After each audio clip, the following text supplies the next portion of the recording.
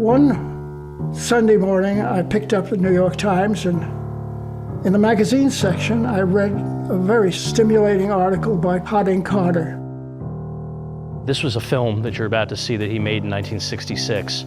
My father, he never really knew what impact this movie had, if any, and he went on to have a long life and career, but a few weeks ago, I put the film on the internet. I want to talk to the white people and do a portrait of them to see if they ever can be reconciled with the blacks. The town that we want to avoid is the one I want to go to, and that's Greenwood, Mississippi. I am visiting Greenwood from Phoenix, Arizona, and I'm searching for information about my grandfather. His name was Booker Wright, and he owned a cafe that was also sort of a club called Booker's Place over on McLaurin Street.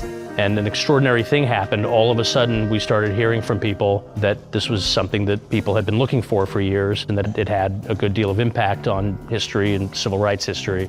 And that's why we're here. Suddenly we realized we should pay attention to the fact that it's still an important subject and that people are still interested in it. And one of the things that's pretty significant is that in 1966, he went on a national news program on NBC, and he talked about what it was like to be a black man in Greenwood. And he put on his white apron, and he gave us a show that just rocked me. Now, that's what my customers, I say my customers, be expecting of me. When I come in, this way want me dressed. Booker, tell my people what you got. Some people are nice, some is not. Some call me Booker, some call me John, some call me Jim, some call me nigga. All of that hurts, but you have to smile. If you don't, what's wrong with you? Why you not smiling? Get over there and get me so-and-so and so-and-so. There are some nice people. Don't talk to Booker like that. Oh, his name is Booker. Then I got some more people come in real nice. How you do, waiter? What's your name? Then I take care of some so good, and I keep that smile. I always learn to smile. The meaner the man be, the more you smile. Although you're crying on the inside. Or you wondering, what else can I do? Sometimes you tip you, sometimes you say, I'm not gonna tip that nigga, you don't look for no tip. Yes, sir, thank you. What did you say? Come back, because I take care of you. Don't talk to him like that. That's a good nigga. That's my nigga. Oh, yes, sir, boss. I'm your nigga. I'm trying to make a living. I'm white today because my parents practiced segregation. And I wouldn't be anything but white. And I love niggers who wouldn't be anything but Negro. To give you this God-given right of racial purity and a heritage. 98% probably of white people in Mississippi were segregationists. And we found out that we were attempting to defend the indefensible. The colored people are very happy, extremely happy in Mississippi. And I think they feel just as warmly toward us. That's a fact. Do you know anybody that disagrees with that? Might as well put it plain and clear. Every last one of them was at that table was a member of the Klan.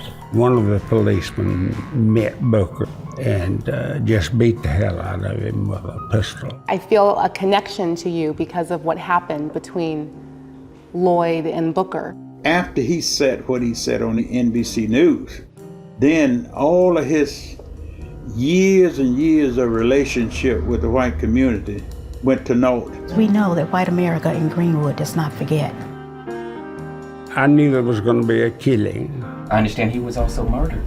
He was. He was murdered in 1973. As a matter of fact, as I was sitting here, I recall passing by him with the shotgun on the way to kill your grandfather.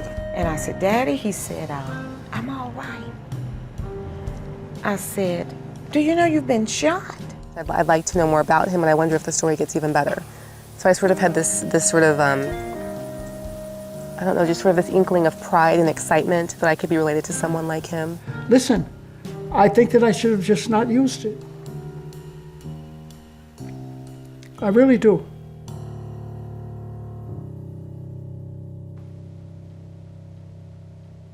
That's what I'm struggling for.